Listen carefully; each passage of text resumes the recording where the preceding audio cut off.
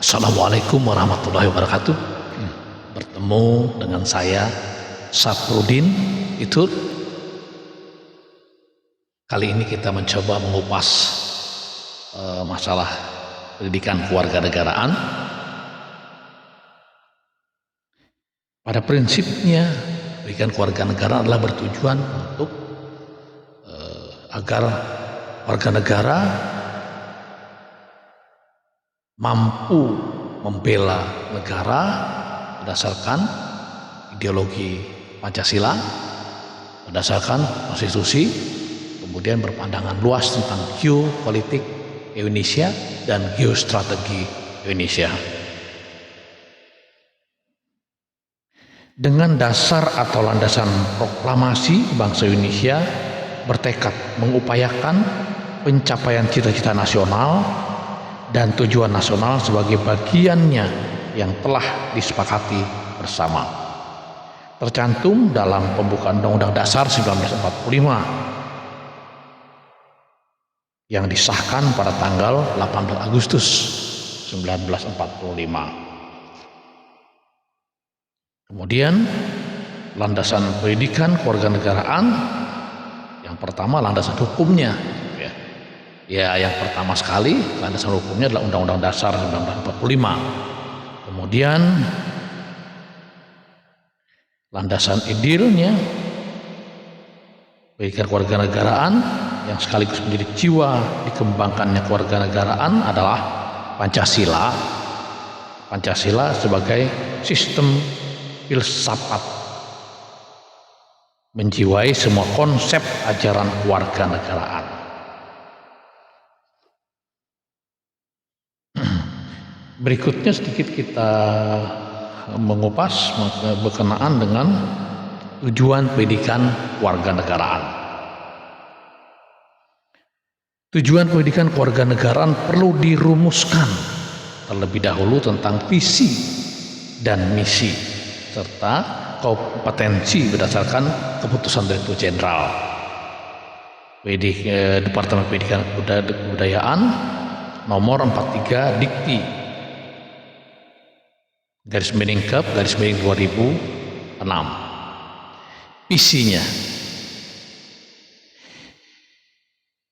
visi pendidikan kewarganegaraan di perguruan tinggi merupakan sumber nilai dan pedoman dalam pengembangan dan penyelenggaraan program studi guna mengantarkan mahasiswa memantapkan kepribadiannya sebagai manusia Indonesia seutuhnya dan memelihara budi pekerti kemanusiaan yang luhur.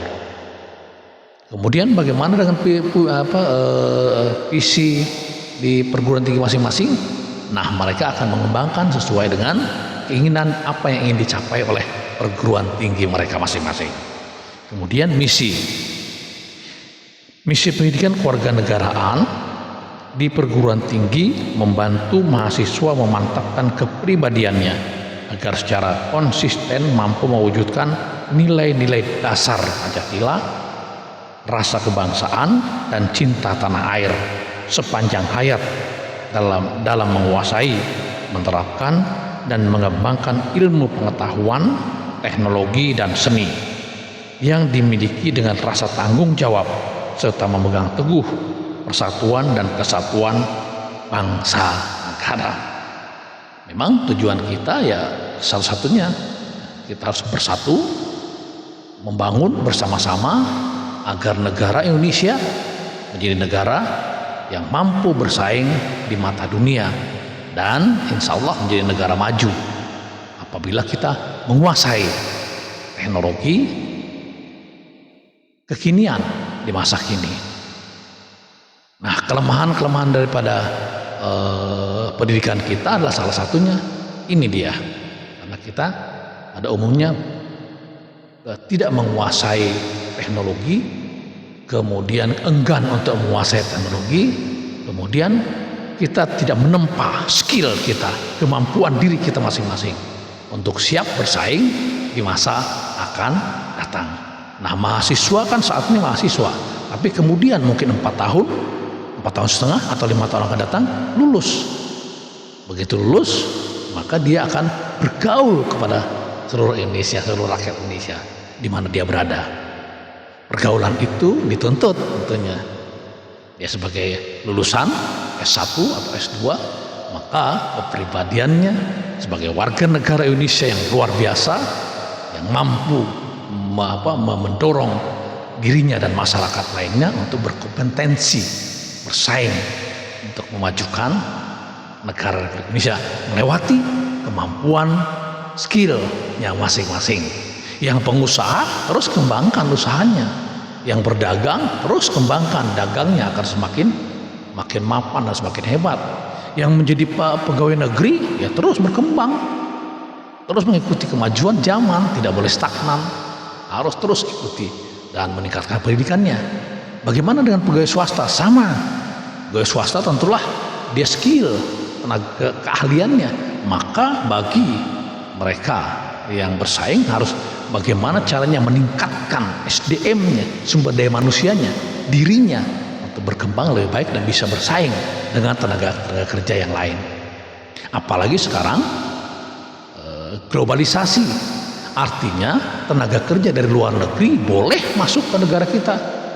Sebaliknya tenaga ahli Indonesia juga boleh masuk ke negara-negara lain. Bukan hanya sekedar pertukaran, tapi persaingan. Siapa yang menguasai, siapa yang lebih banyak menguasai skill dan kemampuan, kemudian disiplin dan punya keberanian untuk bersaing, maka merekalah yang akan lebih maju. Soal penghasilan dan gaji itu tentulah disesuaikan dengan kemampuan di mana perusahaan atau tempat Anda bekerja. Mereka mampu menggaji yang lebih tinggi sesuai dengan kemampuan dan skill Anda, tentulah keuntungan besar buat Anda.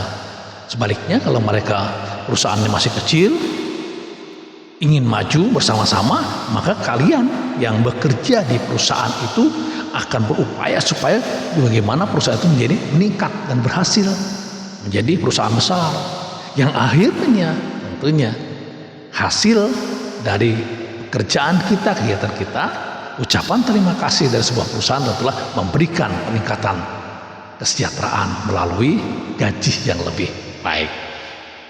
Kemudian kompetensi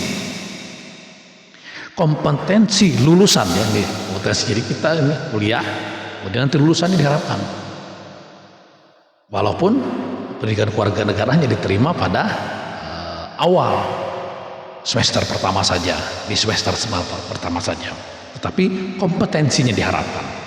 Lulusan pendidikan kewarganegaraan, lulusan pendidikan kewarganegaraan adalah seperangkat tindakan cerdas, penuh rasa tanggung jawab dari seorang warga negara dalam berhubungan dengan negara dan memecahkan berbagai masalah hidup bermasyarakat, berbangsa dan bernegara dengan menetapkan konsepsi filsafat Pancasila, menerapkan konstitusi negara dalam kehidupan sehari-hari, serta mengikuti perkembangan geopolitik Indonesia dan dunia, kemudian mengikuti geostrategi Indonesia dan dunia.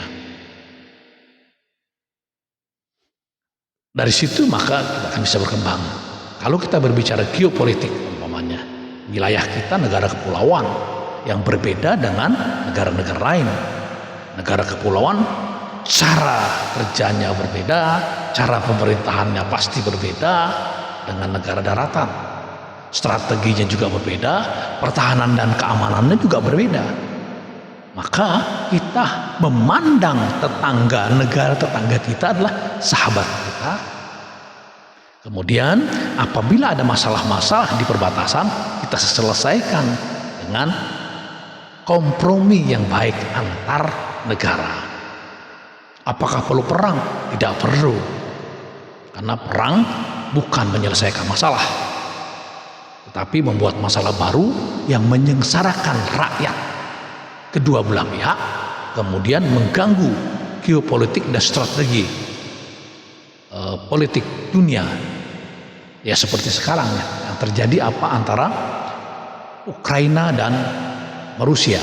Mereka perang, ternyata akibatnya, imbasnya pun kepada negara-negara lain.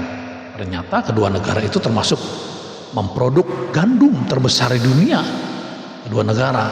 Nah, negara-negara yang membutuhkan gandum untuk makanan sehari-hari akan terganggu karena pasokan dari mereka terganggu, terbatas karena mereka dalam suasana perang. Jadi perang tidak menyelesaikan masalah. Yang menyelesaikan masalah adalah perdamaian, bagaimana kita bernegosiasi antar bangsa, antar negara agar kita tetap setara dan sederajat. Tetapi persaingan untuk memajukan negara tentu tetap bersaing. Siapa yang menguasai teknologi, siapa yang menguasai skill sumber daya manusia yang terbaik di negaranya dan mampu bersaing di negaranya, kemudian bisa bersaing dengan negara-negara lain di luar, maka otomatis negara itulah yang akan lebih maju. Di samping itu mampu mengelola sumber daya alamnya sebaik mungkin dan semaksimal mungkin. Kalau tidak, maka akan dikuasai oleh asing. Kalau sudah dikuasai oleh asing, kita terlena, tidak bisa berbuat apa-apa. Maka itu kita jemputlah, ayo kita menjadi pengusaha-pengusaha Indonesia yang punya kemampuan tinggi, bisa bersaing di nasional maupun bisa bersaing di internasional. Ini mungkin yang perlu saya sampaikan berkenaan dengan pembuka dari pendidikan kewarganegaraan. Mudah-mudahan semangat bagi mahasiswa, semangat buat netizen untuk memperjuangkan negara Indonesia di masa-masa akan datang menjadi lebih hebat, lebih baik dan mampu bersaing. Tingkatkan skill Anda, tingkatkan SDM Anda. Dengan begitu maka Anda mampu bersaing dengan siapapun dan bersaing dengan negara manapun. Terima kasih. Assalamualaikum warahmatullahi wabarakatuh.